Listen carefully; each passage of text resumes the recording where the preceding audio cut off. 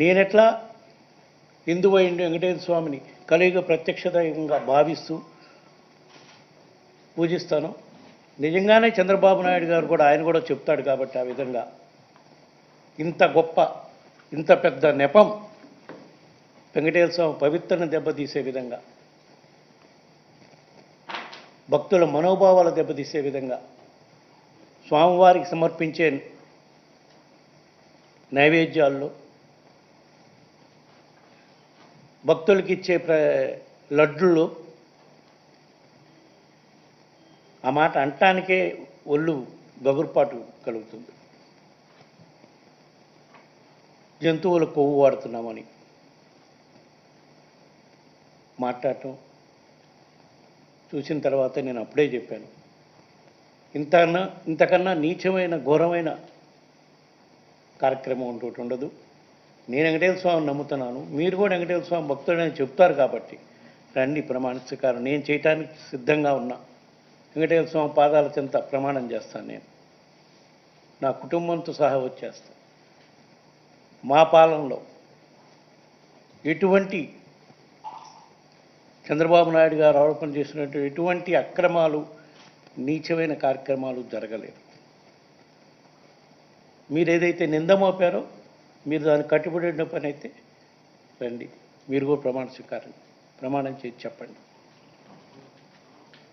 లేదా మీరు భక్తుల మనోభావాలు దెబ్బతినే విధంగా చేసిన దానికి మేము చట్టపరంగా న్యాయపరంగా ఏం చర్యలు తీసుకోవాలో ఆ కార్యక్రమం చేస్తాం.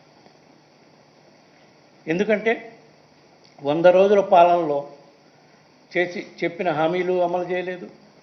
వివిధ కార్యక్రమాలు చెప్పి అధికారంలోకి వచ్చి ఏ విధంగా ఎలక్షన్లకు ముందు మా ప్రభుత్వంపై మా పార్టీపై దుష్ప్రచారం చేశారో అదేవిధంగా ఇప్పుడు వీళ్ళ వైఫల్యాలు కప్పుచ్చుకోవడం కోసం ఈ దుష్ప్రచారం, మరీ ఎంత ఘోరమైన దుష్ప్రచారం అంటే భారతదేశంలోనే కాదు ప్రపంచవ్యాప్తంగా ఉండే హిందువుల మనోభావాలు దెబ్బతినే విధంగా ఈ దుష్ప్రచారాన్ని తెరలేపారు. హిందువులు ప్రపంచవ్యాప్తంగా ఉండే హిందువుల్లో ఇది ఒక ఇదిగా భావించే పరిస్థితి వచ్చింది. రాత్రి నుంచి నేను చూసిన వెంటనే రియాక్ట్ అయ్యాను. దాని మీద ప్రమాణ స్వీకారం చేద్దామని చెప్పడం జరిగింది. ఇప్పుడు వివరంగా ఏ విధంగా గత 5 సంవత్సరాలు మా పాలనలో స్వామివారి నైవేద్యాలు పెట్టడంలో కానివ్వండి, భక్తులకు ఇచ్చే లడ్డూలు తయారు చేయడంలో కానివ్వండి, ఏ విధంగా నాణ్యతను పాటించాము, ఏ విధంగా 2014 నుంచి 15 వరకు వాళ్ళు చేయని కార్యక్రమాలు కూడా మేము 2019 నుంచి 24 వరకు చేశాము, కొన్ని వివరాలు మీకు తెలియజేయడం కోసం ఈరోజు ఈ ప్రెస్ కాన్ఫరెన్స్ ద్వారా చెప్పడం జరుగుతుంది.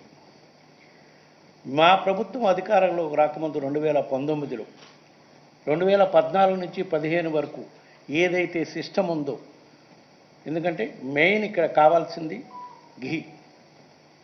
కౌ ఘీ ప్రొక్యూర్ చేసే సిస్టమ్ ఏదైతే ఉందో అదే లడ్డు తయారీలోకి వాడే కౌ ఘీ కానివ్వండి, మిగతా ఇంగ్రీడియంట్స్ కానివ్వండి, ఏ సిస్టమ్ అయితే 2014 నుంచి 15 వరకు ఉందో అదే సిస్టమ్ మేము అధికారంలోకి వచ్చినా కూడా 2024 వరకు వివిధ మార్పులు ఇంప్రూవ్మెంట్స్ చేసుకుంటూ పోయామే కానీ అదే సిస్టమ్ కంటిన్యూ అయ్యాలి. మా ప్రభుత్వం రాకముందు ఎవరైతే ఈఓగా ఉన్నారో అక్కడ అనిల్ సింగార్ గారు, ఆయనే మా ప్రభుత్వం వచ్చినా కూడా 1.5 year ఈఓగా ఉన్నాడు.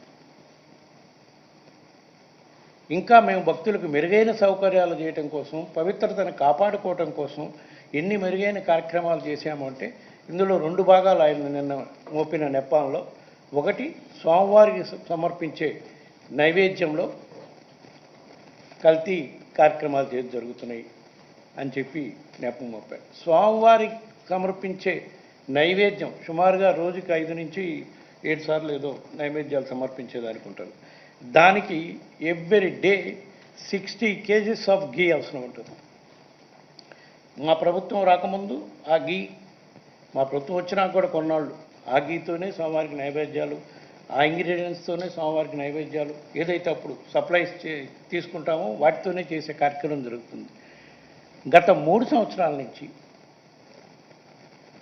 మేము ఇంకా 2 అడుగులు ముందుకు వెళ్ళి స్వామివారికి సమర్పించే నైవేద్యానికి ఘీ కానివ్వండి, వాడే ఇంగ్రీడియంట్స్ కానివ్వండి, అంటే రైసు, డాలు, ఇవన్నీ వాటెవర్, అంటే వివిధ రకాల నైవేద్యాలు సమర్పిస్తుంటారు స్వామివారికి. పొంగలు, పాయసం, రకరకాలుగా పులిహార సంబంధించిన ఐటమ్స్ అన్నీ కూడా స్వామివారికి సమర్పించే నైవేద్యంలో వాడే ఐటమ్స్, ఇంగ్రీడియంట్స్ అన్నీ కూడా మామూలుగా మార్కెట్ నుంచి కొంటే ఆ మార్కెట్లో దొరికే ఐటమ్స్ అన్నీ కూడా మామూలుగా పండించి ఎరువులు, పురుగు మందులు వాడిన పదార్థాలతో పండిస్తారు.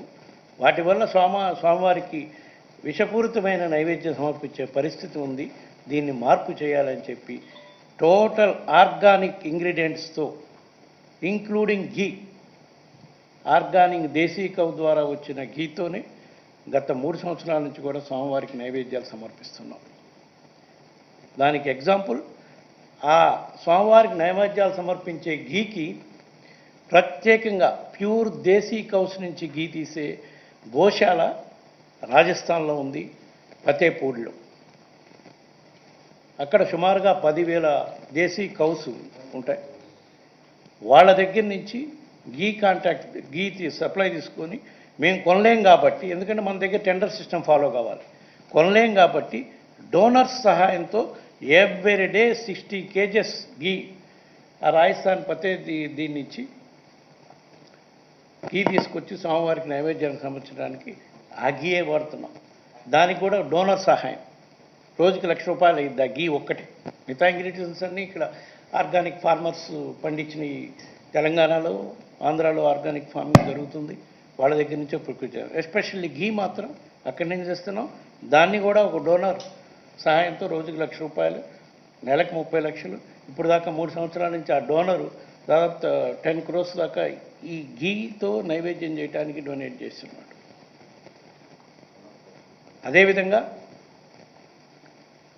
మళ్ళా దీన్ని పర్మనెంట్గా స్వామివారి నైవేద్యాల వరకు ఇప్పుడు మనం ఏదైతే చేస్తున్నామో స్వచ్ఛమైన పదార్థాలతో చేసి ఇవ్వాలని, దీన్ని పర్మనెంట్గా ఎస్టాబ్లిష్ చేయాలని మా గోశాలలో రాజస్థాన్ నుంచి తిరుమల తిరుపతి దేవస్థానం గోశాల ఉంది.